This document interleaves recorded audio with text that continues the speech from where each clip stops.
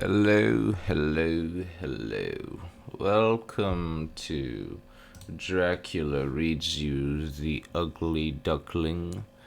I was forced to do this by someone, and now I am here, and I will read you this child's tale. Forgive the background noise, it is out of my control, and I hope it is not too annoying. Let's get into this so we can end this as quickly as possible. There was once a mother duck. This mother duck had no children yet, for none of her eggs had hatched.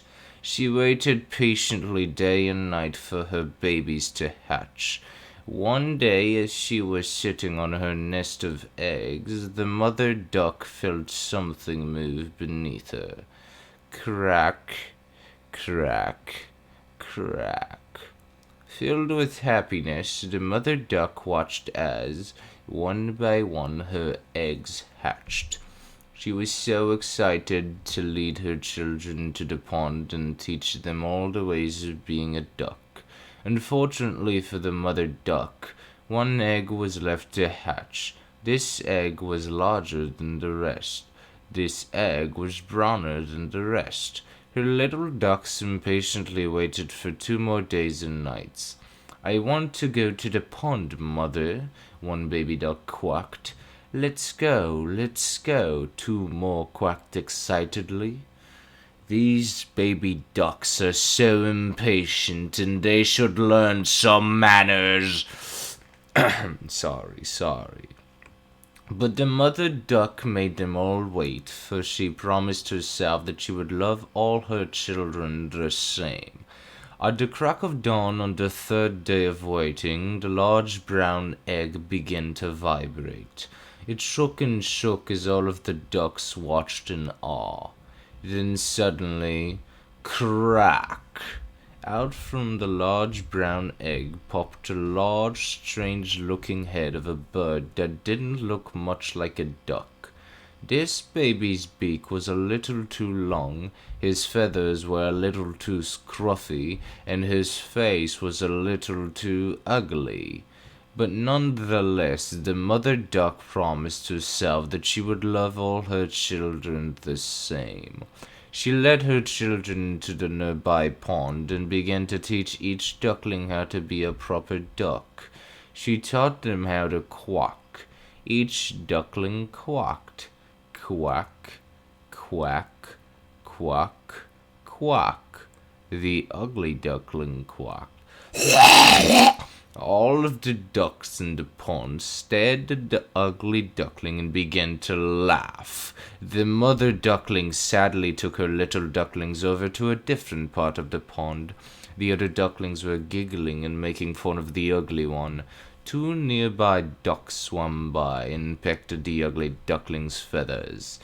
This ugly duckling should totally kill them all and make them pay for their insolence.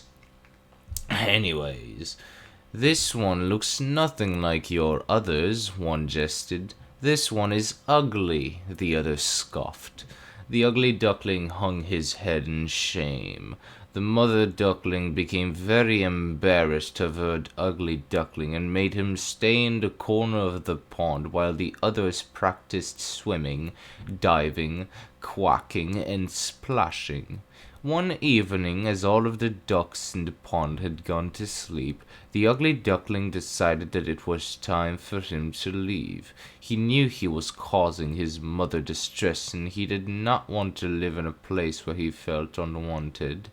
So the little ugly duckling ran away. He waddled far away from the pond where he was born. He waddled through small marsh plants and large river reeds. He waddled over bundles of sticks and piles of dung.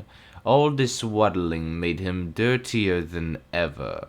He approached a new pond that was filled with a family of different ducks. These ducks were happily swimming and quacking. He advanced to one of the ducklings, who looked to be just a bit larger and older than the ugly duckling. "Hello there," beamed the ugly duckling to the other duckling. With this, the new family of ducks turned and stared at the ugly duckling. "And who are you?" asked the mother duck. "What are you?" asked the father duck. "You sure are ugly," all the ducklings chimed in. As this family of ducks began to quack and laugh at the ugly duckling, he waddled off again in search of a nicer family to call his own. He waddled far away from the pond with the family of ducks. He waddled through small marsh plants and large river reeds. He waddled over bundles of sticks and piles of dung. All this waddling made him even dirtier than before. Next, the ugly duckling came to an even larger pond filled with a family of geese. The goslings were brown-gray like he was. Happily, the ugly duckling waddled to the water's edge, plopped his little body in the water, and swam towards the family of geese. He advanced to one of the goslings, who looked even larger and grayer than him. "Hello there," the ugly duckling happily exclaimed, greeting the gosling. With this, the family of geese turned and stared at the ugly duckling. "And who are you?" asked the mother goose. "What are you?" asked the father goose. "You sure are ugly," all the goslings chimed in. As this family of ducks began to honk and laugh at the ugly duckling, before the duckling could waddle off, the geese surrounded him. The father goose said, "Though you are quite strange looking, you may stay with us. You are more than welcome to join our family." The ugly duckling couldn't be happier. The geese were very kind to him, though their honks hurt his ears. Many days and nights passed, and the ugly duckling was living happily with the geese. He loved to play with the goslings. What? He loved to play with the goslings, and the mother and father treated him like their own.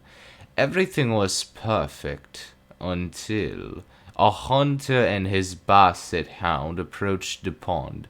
The hunter began firing off shots at the geese, and the hound chased the birds around the pond, trying to catch one.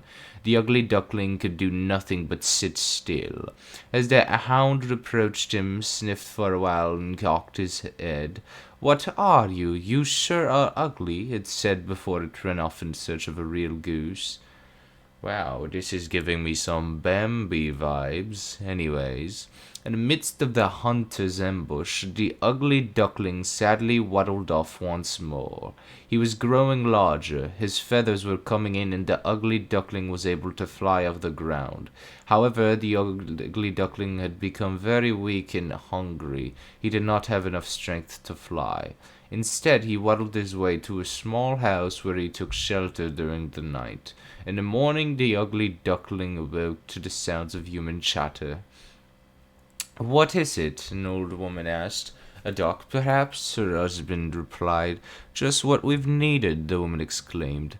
With that, the farmer and his wife allowed the ugly duckling to live with them in hopes that the duck would lay eggs for them to eat. They waited and waited and waited, but nothing happened. The ugly duckling never laid eggs. He did, however, grow larger and harder to take care of. "Well, of course he's not gonna lay eggs, you complete imbecile. Not only is it a male, but he has never had a partner once in his life." Sorry. Though the farmer and his wife had grown fond of the ugly duckling, they had no more room him in their house, and so they shooed him out. "Go find yourself a family that will love you," shouted the farmer sadly as he shut the door. The ugly duckling hung his head and waddled far away from the farmer's house. He waddled through now frozen marsh plants and large frozen river reeds. He waddled over frozen bundles of sticks and frozen piles of dung. All this waddling made him colder than ever. Miraculously, the ugly duckling had survived the cold winter. With spring, all of the frozen ponds melted and the frost evaporated from the marsh plants and river reeds. The ugly duckling was still sad, however. He approached the crystal clear pond and saw a family of the most beautiful birds he had ever seen. Swans. As he sat by the water's edge, he didn't even dare to ask these birds if he could join, for he knew he was too ugly to live with ducks, geese, and humans. He was surely too ugly to live with a gorgeous bevy of swans. Suddenly, a swan gracefully glided through the water over to where the ugly duckling was sitting. My, your feathers are the whitest I have ever seen. How they gleam in the sun! The swan exclaimed to the ugly duckling. Confused, the ugly duckling wandered to the water and peered at his reflection. Much to his surprise, he was not an ugly duckling, for he was not a duck at all. He was a beautiful white swan with a long and elegant neck. He entered the water and joined his new family. One day, as the swans were swimming, a man and his wife came strolling by with their child. The swan recognized this couple as the farmer and his wife. They approached the edge of the pond and began to feed the swans breadcrumbs. The farmer looked at the once ugly duckling and said, "It looks like you find yourself a niche, a family. You are the most beautiful swan I have ever seen." For the rest of his days, the swan lived happily with his new swan family and was greeted often by the farmer and his family. The end.